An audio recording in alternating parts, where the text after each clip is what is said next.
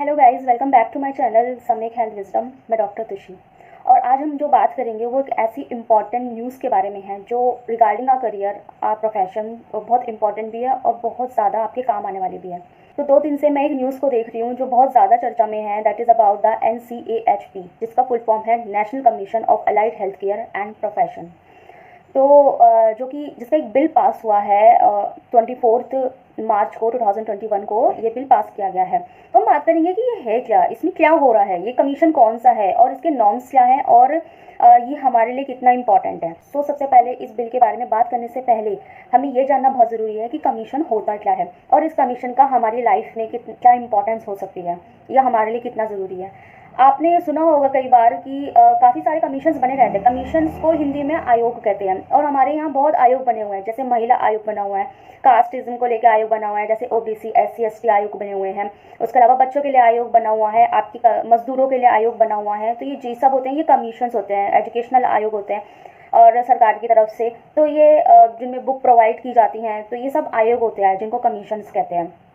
तो इसमें होता क्या है कि इसमें आपको जो कमीशन के जो लोग होते हैं, जो उनके वर्कर्स होते हैं, वो किसी भी राज्य में जाके, जैसे झारखंड, उत्तर प्रदेश, मध्य प्रदेश, यहाँ पे जाके जो आपका रिलेटेड सब्जेक्ट होगा, जो पॉइंट होगा जिसके बारे में आप आयोग बनाना चाह रहे हो या उसके ऊपर वर्क करना चाह रहे हो, जो भी आपका टॉपिक होगा, उस चीज़ को लेकर डाटा कलेक्ट किया जाता है। फॉर एग्जाम्पल, अगर हम महिला आयोग की बात करें, हम एग्जाम्पल महिला आयोग का लेते हैं, तो महिला आयोग की बात करें तो महिला आयोग में क्या होगा कि उनकी स्थिति क्या चल रही है, आपने महिला आयोग में किस चीज़ के ऊपर आप फोकस कर रहे हो, करना चाह रहे हो, उनकी एजुकेशन को लेके या मतलब किस चीज़ को लेके। महिला आयोग में भी क्या, वैसे महिला आयोग में ऑल ओवर एवरीथिंग आ जाती है। तो महिला आयोग आपने लिया है तो उसके लिए आप राज्य में जाके डाटा कलेक्ट करेंगे। डाटा कलेक्शन में क्या करेगा, आप एक रिपोर्ट बनाएंगे और उस कलेक्शन में क्या होगा कि महिला की स्थिति क्या चल रही है और उसमें जो महिला की स्थिति है उसमें हम और क्या बदलाव ला सकते हैं। जो भी बदलाव अभी तक चल रहे थे या जो भी नॉर्म्स अभी तक डाले गए थे उससे उन पर क्या फ़र्क पड़ रहा है, उनको बेनिफिट है या लॉसेज है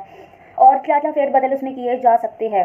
तो ये सब चीज़ें आपको सब कुछ ऑब्जर्व करना होता है। आपको नहीं, मतलब आयोग ऑब्जर्व करता है ये चीज़ें, उनके जो लोग हैं वो लोग ऑब्जर्व करते हैं, उस चीज़ को समझते हैं, वो डाटा कलेक्ट करते हैं कि क्या क्या चीज़ें आप कर सकते हो महिलाओं के लिए और उस चीज़ के लिए आप उसमें क्या बदलाव ला सकते हो और अभी तक जो बदलाव चल रहा था उससे उनको कितना बेनिफिट हुआ है, बदलाव लाने की ज़रूरत है भी कि नहीं है, या फिर अगर है भी तो क्या बदलाव और क्यों, और किस चीज़ को आपको कैंसिल भी करना है। ज़रूरी नहीं कि अगर बदलाव भी लाना है तो कुछ चीज़ एडअप ही होगी, कुछ चीज़ें जो है उसमें से हटाई भी जा सकती है।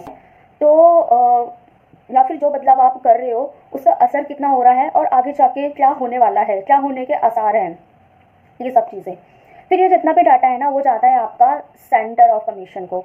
तो सेंट्रल कमीशन जो केंद्र सरकार होती है वहाँ पे आपका ये सारा डाटा जो है पहुँच जाता है और उसके बाद क्या होता है, जो केंद्रीय सरकार के जो लोग हैं, सेंट्रल कमीशन के जो लोग हैं, वो इस चीज़ के ऊपर चर्चा करते हैं, फिर उसके ऊपर डिसाइड करते हैं। फिर उसके जो बदलाव है उनके लिए एविडेंसेस दिए जाते हैं कि क्यों, कैसे, किस लिए, ये सब इन चीज़ों के लिए। तो ये चीज़ होती है ये। तो उसके बाद इन सब की एक रिपोर्ट तैयार की जाती है और फिर उस रिपोर्ट को संसद में, जैसे लोकसभा है, राज्यसभा है, वहाँ पे पहुँचाई जाती है। फिर उसके ऊपर बहुत स्ट्रॉन्ग डिस्कशन किया जाता है, बहुत हार्ड डिस्कशन किया जाता है। फिर वो लोग बताते हैं कि ये जो आपने कमीशन बनाई है ये किस हद तक इम्पॉर्टेंट है, इसको पारित करना ज़रूरी है भी कि नहीं है। तो ये होता है आपका कमीशन। तो जो अभी ये मैंने इसलिए बताया जिससे कि आप जो अभी हमसे रिलेटेड जो कमीशन आए हैं, आपके प्रोफेशन से रिलेटेड जो कमीशन आए हैं, उस चीज़ को आप समझ सकें कि ये क्यों है, किस लिए है और वो कौन कौन सी है, ये भी तो जानना ज़रूरी है। अब हम जो बात करेंगे वो आपके हेल्थ कमीशन को लेके। अभी जो है एक नया हेल्थ कमीशन या फिर कह सकते हैं स्वास्थ्य आयोग बनाया गया है, जिसके अंदर 4 बहुत इम्पॉर्टेंट जो सबसे मुख्य बातें बोली गई है, लेकिन उनमें से जो कुछ 8 पॉइंट्स हैं जो हाईलाइटेड फीचर है उसके, तो मैं आज वो 8 पॉइंट जो है आपको बताऊंगी। तो जो फर्स्ट पॉइंट हाईलाइट हुआ है वो आपके एकेडमिक्स और पैटर्न्स को लेकर है।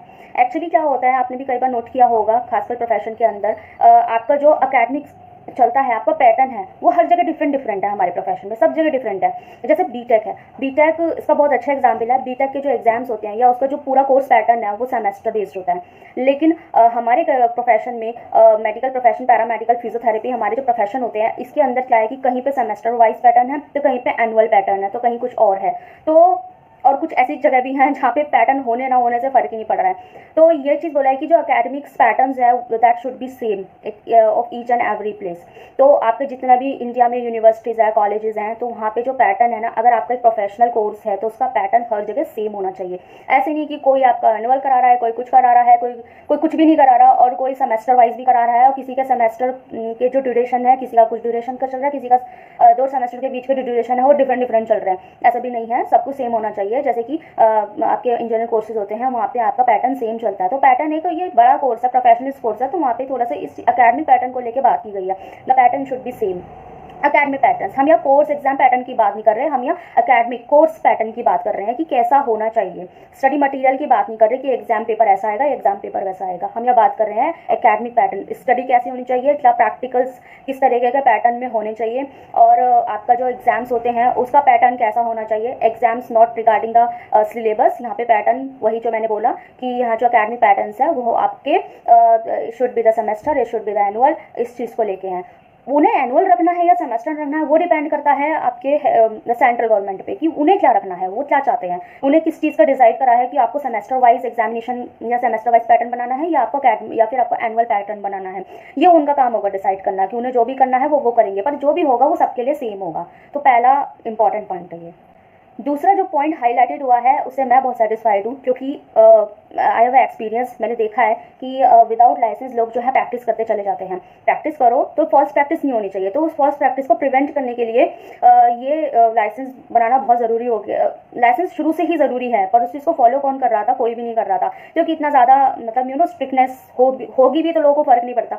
लेकिन क्या है कि शुरू से लिखा हुआ है कि इस चीज़ के लिए लाइसेंस चाहिए, इस चीज़ के लिए लाइसेंस चाहिए, पर फॉलो कौन कर रहा है, नोबडी। लेकिन इस बार के जो नॉर्म्स में आया ना वो क्या है कि मैंडेटरी है, अगर नहीं होगा ना तो वो जो प्रैक्टिस कर रहा है उस पर भी केस है, और जो खुद कर रहा है उस पर भी केस है, जो कि सही भी बात है। आप एक इतना प्रोफेशनल वर्क करने जा रहे हो, जैसे you are going to work on living human body. ऐसे नहीं होता कि आप यहाँ लाइसेंस से मतलब ये नहीं हो रहा है, मतलब आपके पास एटलीस्ट आपका डिग्री डिप्लोमा होना ज़रूरी है।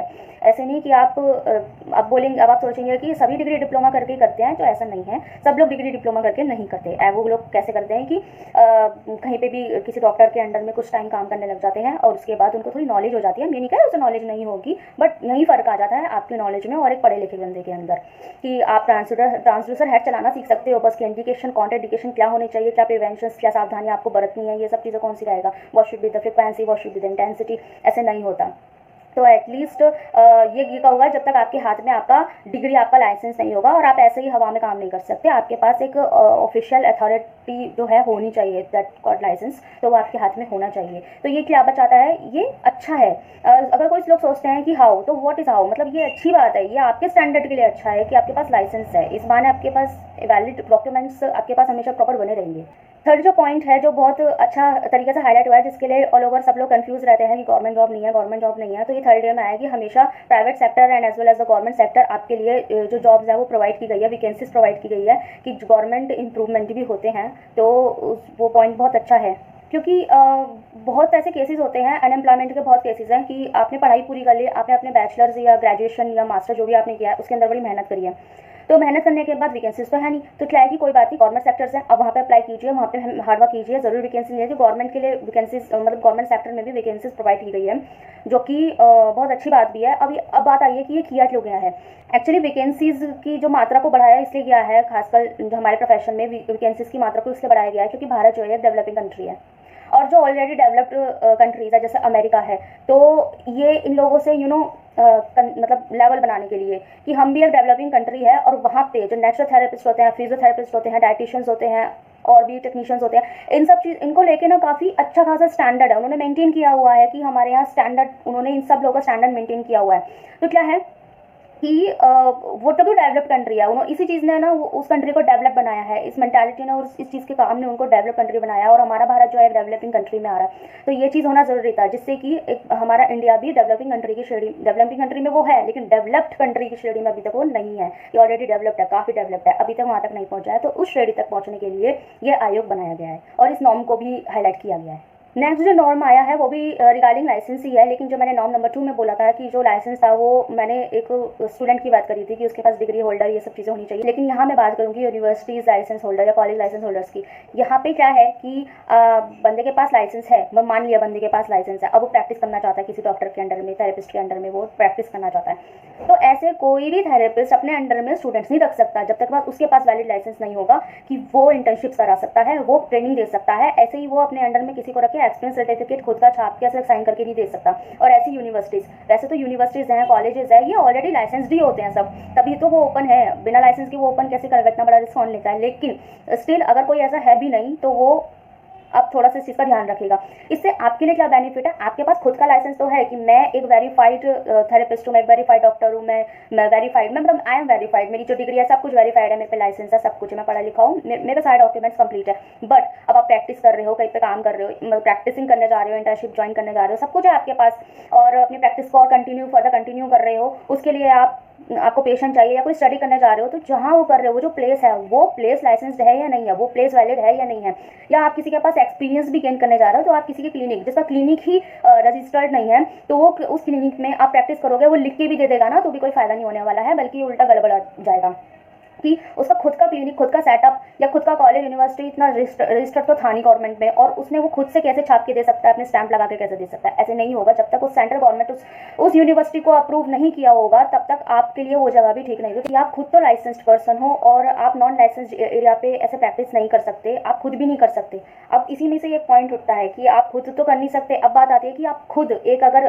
क्लिनिक या कोई सेटअप या कोई कॉलेज यूनिवर्सिटी आपको खोलने का प्लान है, या फिर आप आगे जाके काम करना चाहते हो, तो आप भी अनरजिस्टर्ड नॉर्म के साथ ही काम नहीं कर सकते। आपको जब तक अब आपको उस चीज़ का अगर लाइसेंस नहीं होगा, आप नॉर्मली ऐसे ही कोई भी सेटअप ओपन करके खुद अपने अंडर में बच्चों को नहीं रख सकते कि आपको इंटर्नशिप कराना है स्टूडेंट्स को, नहीं, आप ऐसे नहीं कर सकते कि आपके पास जब तक वैलिड लाइसेंस नहीं होगा आप इस चीज़ को बिल्कुल मतलब ये चीज़ आप नहीं कर सकते। आप बिना लाइसेंस, बिना रजिस्ट्रेशन, एक वैलिड रजिस्ट्रेशन के आप सेटअप्स और ये यूनिवर्सिटीज़, कॉलेजेस, सेंटर्स, रिहैबिलिटेशन, ये सब चीज़ें ओपन नहीं कर सकते जब तक आपके पास लाइसेंस नहीं होगा वैलिड। गवर्नमेंट अप्रूव लाइसेंस कुछ नहीं होता, मतलब लाइसेंस लेने में कितनी देर लगती है, आपको थोड़ा सा अप्लाई तो करना होता है, और ये भी अच्छी बात है, आपके पास जो आपका सेटअप है आपके पास अप्रूव्ड है, तो आप अपने स्पेशली स्टूडेंट्स के लिए कही गई है कि आप अपने अंडर में स्टूडेंट्स नहीं रख सकते। एक बार को आप पेशेंट्स देख लो, लेकिन अपने अंडर में स्टूडेंट्स नहीं रख सकते आप। तो ये बहुत अच्छी बात है कि आप ये फॉल्स प्रैक्टिस के लिए बहुत अच्छा है कि जो लोग आपको गलत डॉक्यूमेंटेशन दे, अनवेरीफाइड डॉक्यूमेंटेशन आपके साथ कर दे, उससे बेटर है कि आप पहले से उस चीज़ से अवेयर हो गए। नेक्स्ट जो पॉइंट हाईलाइट हुआ है वो आपकी पे कमीशन पे हुआ है कि पीपीटी का पे कमीशन बेसिक कितना होना चाहिए, उसका बेसिक ग्रेड कितना होना चाहिए। तो उसका एग्जाम्पल है, जैसे नेट क्वालिफाइड लोग होते हैं, नेट क्वालिफाइड का जो बेसिक पे कमीशन है वो 18,000 है। आप इंडिया के किसी भी कोने में चले जाओ, 18 से कम आपको नहीं मिलेगा, ये आपका बेसिक पे कमीशन होना चाहिए। एक्चुअली क्या था कि जो हमारा प्रोफेशन होता है उसके अंदर बेसिक पे कमीशन बनता ही नहीं है, या बना हुआ नहीं था। अभी क्या हुआ है, बेसिक पे कमीशन जो ग्रेड बनाई गई है वो 4200 से आपकी 4600 तक कर दी गई है, तो जिसका मतलब है कि एटलीस्ट, नॉट मैं प्राइवेट की बात नहीं कर रही, एटलीस्ट अगर गवर्नमेंट में अप्लाई करते हो तो आपकी सैलरी 50+ होने के बहुत ज़्यादा चांसेस है। तो अब जिनकी सैलरी गवर्नमेंट सेक्टर में 50+ हो जाएगी, 55-60 तक भी पहुँच रही है, तो उनका लिए आता है कि एटलीस्ट प्राइवेट सेक्टर में उनकी 18 से कम नहीं होनी चाहिए। तो ये चीज़ बहुत अच्छी बनाई गई है आपकी सैलरी पे स्केल्स को लेके। तो आपके पे स्केल भी बढ़ा दिया गया है कि आपकी मेहनत उतनी है, आपकी स्टडी है, आप एक प्रोफेशनलिस्ट हो या डॉक्टर, तो आपकी इस चीज़ में जो रूल बनाया गया है वो बहुत अच्छा है। नेक्स्ट जो हाईलाइट किया गया है पॉइंट वो बहुत ज़्यादा अच्छा है और बहुत ज़्यादा इंपॉर्टेंट भी था, शुरू से इंपॉर्टेंट था ये, लेकिन पता नहीं क्यों नहीं होता था। तो मैं तो ये नॉर्म देख के बहुत ज़्यादा खुश हूँ। 6 पॉइंट है, that is the rights to independency.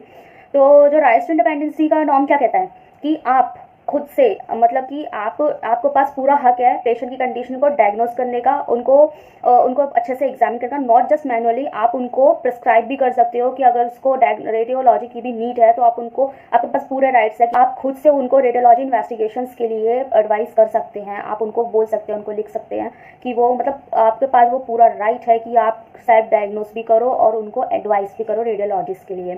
Self examines, आप खुद की डायग्नोस भी वहाँ पे मेंशन कर सकते हो कि मेरे हिसाब से इस बंदे को ये प्रॉब्लम है अकॉर्डिंग टू माय एक्सपीरियंस या अकॉर्डिंग टू माय नॉलेज। तो ये मुझे ये वाला नॉर्म मुझे बहुत पसंद आया कि आपके पास आपका पेशेंट डायरेक्ट आएगा, आप अपने तरीके से उसे डायग्नोस करो, एग्जामिन करो, रेडियोलॉजी की नीड है तो वो एडवाइस भी करो, फिर ट्रीटमेंट भी उनको कर दो अच्छे से। और अगर आपको लगता है कि इस वक्त इनको इसकी नहीं किसी और स्पेशलिस्ट की ज़रूरत है या उन्हें कोई और थेरेपिस्ट की ज़रूरत है, therapist is not regarding your profession, अगर आपको लगता है कि उनको जैसे as you are a therapist, physiotherapist, अगर आपको लगता है कि कि पेशेंट को नेचुरल थेरेपिस्ट की नीड ज़्यादा है या फिर उनको डायटिशियन की नीड ज़्यादा है या फिर किसी फिजिशियन की नीड है, हम ये भी कह सकते हैं, या फिर उनको कोई और बड़े सर्जन की नीड है या उनको जनरल मेडिसिन की रिक्वायरमेंट है, तो उनको आप उस तरीके से रेफ़र भी कर सकते हैं कि यहाँ पे ठीक है लेकिन वो भी उनको ज़रूर कराना है। तो ऐसे आपको कोई इस चीज़ की शिकायत नहीं करेगा कि आपने डायरेक्टली कैसे देख लिया, ऐसा कुछ नहीं होगा। आप किसी का इंडिपेंडेंट आप अपनी प्रैक्टिस कर सकते हैं, आप किसी के अंडर में रहने की ज़रूरत नहीं। जो पॉइंट नंबर 7 है जो हाईलाइट हुआ है वो ये फीचर है कि आप जो कोर्स है उसको पैरामेडिकल जो अंडर पैरामेडिकल होता है उससे हटा दिया गया है, उसको एक सेपरेट हेल्थ केयर प्रोफेशन की श्रेणी में रख दिया गया है कि एक सेपरेट हेल्थ केयर प्रोफेशन है।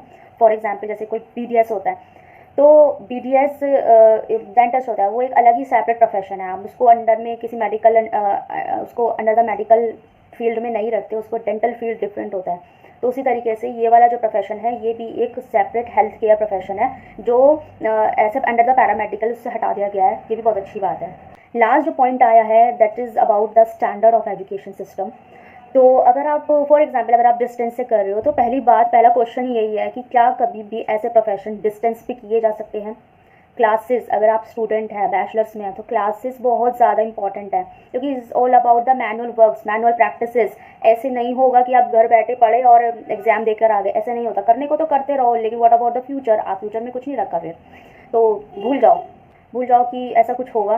तो ये वाला नॉर्म भी बहुत अच्छा है कि आपने जो एजुकेशन सिस्टम होता है इसको प्रोफेशनल ये जो प्रोफेशन है इसके स्टैंडर्ड को मेंटेन रखने के लिए ये वाला नॉर्म बनाया है कि डिस्टेंस, यहाँ पे डिस्टेंस वैसे है नहीं, कहीं भी कोर्स रेगुलर ही होता है, लेकिन यहाँ डिस्टेंस बंदे खुद बना देते हैं, ना जाके ना अटेंड करके, ना कोई ना अटेंडेंस होती है, ना मैं बात अटेंडेंस की नहीं है, बात एजुकेशन की है, ना क्लासेस अटेंड होती है, क्लास में क्या होता है, हर चीज़ किताब में नहीं होती है, कुछ चीज़ें सामने जो टीचर होता है वो अपने एक्सपीरियंस के बेस पे भी तो चीज़ें बताता है, तो वो भी तो एक हमारी क्लिनिकल नॉलेज होती है कि हमारे भाई बुक में लिखा है कि इसमें ये होता है, पर सर ने ये भी बताया, मैम ने वो बताया कि ऐसे भी होना ज़रूरी है क्योंकि उन्होंने अपने एक्सपीरियंस के बेस पे बताया। हम तो 10 लोगों का एक्सपीरियंस सुनते हैं तो कुछ चीज़ें उनमें 10 में से 4 चीज़ें ना हमारे माइंड में आ जाती है। जब हम खुद उस चीज़ की प्रैक्टिस पर निकलते हैं तो हमें हमारी उन्हीं बातों के जो पॉइंट्स होते हैं जो कभी हमारे टीचर ने हमें बताए थे वो चीज़ क्लिक कर जाते हैं।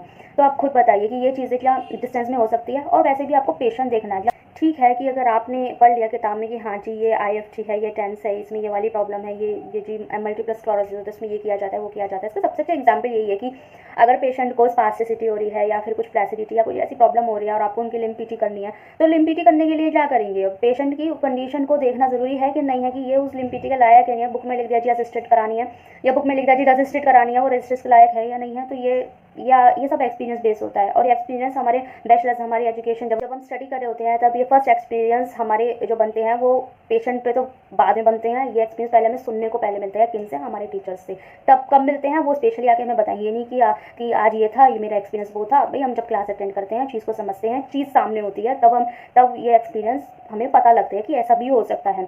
तो डिस्टेंस नहीं चलेंगे। दूसरी बात ये कि एनुअल चेकअप्स बहुत ज़रूरी है। हम बॉडी चेकअप की बात नहीं कर रही यहाँ पे, आपके एनुअल हो सकता है ये नॉर्म भी बन जाए कि एनुअल एजुकेशन सिस्टम को चेक करना, एनुअली चेक करना कि इस बच्चे की या फिर एजुकेशन जो सिस्टम है पर्टिकुलर एरिया का, कहीं यूनिवर्सिटी या कॉलेज का एजुकेशन जो सिस्टम है उसका एकेडमिक पैटर्न कैसा चल रहा है, किस तरह का चल रहा है, अटेंडेंस जा रही है कि नहीं जा रही, बच्चे आ रहे हैं, स्टूडेंट्स आ रहे हैं कि नहीं आ रहे, प्रैक्टिस कैसी चल रही है, नंबर ऑफ पेशेंट्स और मतलब किस तरीके का सिस्टम चल रहा है, कितना वो सीख रहा है, कितनी कवरिंग हो रही है, क्या चीज़ें अपडेट की गई है, क्या उन्हें रिसेंटली बताया जा रहा है, ये सब चीज़ें। दूसरा, स्टैंडर्ड को ध्यान में रखते हुए एक और चीज़ जैसे कि अभी जैसे फॉर एग्जांपल अभी कुछ टाइम ऑनलाइन क्लासेस चलते रहते, तो ऑनलाइन क्लासेस का एक फीडबैक लेना कि ऑनलाइन क्लासेस चली तो उसे कंपेयर करो कि जब वो वही क्लासेस क्लासरूम्स में चलती थी या ऑनलाइन क्लासेस चली हैं, उनका कंपैरिजन में कौन सी ज़्यादा अच्छी निकली, या फिर अगर ऑनलाइन में चली तो इसका बच्चों पे कितना असर पड़ा, स्टूडेंट्स पे कितना असर पड़ा, उनके माइंड में उनकी नॉलेज पे कितना असर पड़ा, उनको इतना समझ आया कि नहीं आया, या फिर कुछ लोग इसी चीज़ में ज़्यादा अच्छा सीख पाए हैं। ऐसा भी हो सकता है, ऐसा तो है नहीं कि सभी को समझ नहीं आया होगा। काफ़ी लोग हो सकते हैं कि वो इस चीज़ में शायद उन्हें ज़्यादा बेनिफिट लगा होगा कि यार मेरे लिए ज़्यादा अच्छा यही था कि उठो सीधा पढ़ो आराम से समझो चीज़ों को, लेकिन कुछ लोगों के लिए वो अच्छा नहीं था कि नहीं सामने बैठ के बात अलग होती है। तो इस चीज़ का नॉलेज पे कितना असर पड़ा है, उस चीज़ का स्टूडेंट लाइफ पे कितना असर पड़ा है, एजुकेशन सिस्टम पे कितना असर पड़ा है। तो ये चीज़, ये मैंने एक एग्जांपल दिया है कि जैसे ऑनलाइन क्लासेस आई थी, तो this is also called education system, कि इस बार का जो कोरोना की वजह से इस बार एजुकेशन सिस्टम ऑनलाइन बेस्ड हो गया, तो इस चीज़ का क्या असर पड़ा है स्टूडेंट पे और प्रैक्टिशनर्स पे क्या असर पड़ा है। तो ये सब चीज़ें बहुत मतलब उस चीज़ को मेंटेन करना बहुत ज़रूरी है। तो अभी तो ये मैंने सिर्फ एक एग्जाम्पल दिया था, तो स्टैंडर्ड मेंटेन करना बहुत ज़रूरी है। तो स्टैंडर्ड को लेकर बात हुई है, तो ये भी बहुत अच्छी चीज़ थी। तो ये कुछ पॉइंट्स थे जो हाईलाइटेड थे स्पेशली हमारे कोर्स से रिगार्ड। सो होप कि आपको ये सारे पॉइंट्स अच्छे से क्लियर हो गए होंगे और ये भी समझ आ गया होगा कि ये किस हद तक हमारे लिए इंपॉर्टेंट है। इनमें मुझे 8 के 8 पॉइंट में कहीं भी ऐसा नहीं लगा कि ये चीज़ नहीं होनी चाहिए थी या ये चीज़ नहीं प्रॉब्लम कर सकता है आगे जाके। सब चीज़ सारे के सारे पॉइंट्स बहुत अच्छे थे, 8 के 8 पॉइंट्स बहुत अच्छे थे। अगर आप उन पॉइंट्स को थोड़ा सा ध्यान में रखेंगे और चीज़ को समझने की कोशिश करेंगे ना, हो सकता है कोई कोई इनमें से किसी एक पॉइंट पे उंगली उठा दे, यार ये तो नहीं वो तो नहीं, तो आप खुद सोचिएगा कि ये चीज़ हमारे लिए अच्छी थी कि नहीं थी। तो मैंने ये पॉइंट्स को थोड़ा क्लियर करने की कोशिश किया, होप कि आपको अच्छे से समझ में आ गए होंगे। तो आप ऐसे ही चैनल पे बने रहिए, और आपको अगर ये वीडियो अच्छा लगा है तो इसको चैनल को सब्सक्राइब कर दीजिए, वीडियो को लाइक कर दीजिए। और ये बहुत इंपॉर्टेंट न्यूज़ है जो रिसेंटली बहुत चर्चा में चल रही है, मे बी इस बारे में जानना सबके लिए बहुत ज़रूरी है, तो प्लीज़ शेयर कीजिए वीडियो।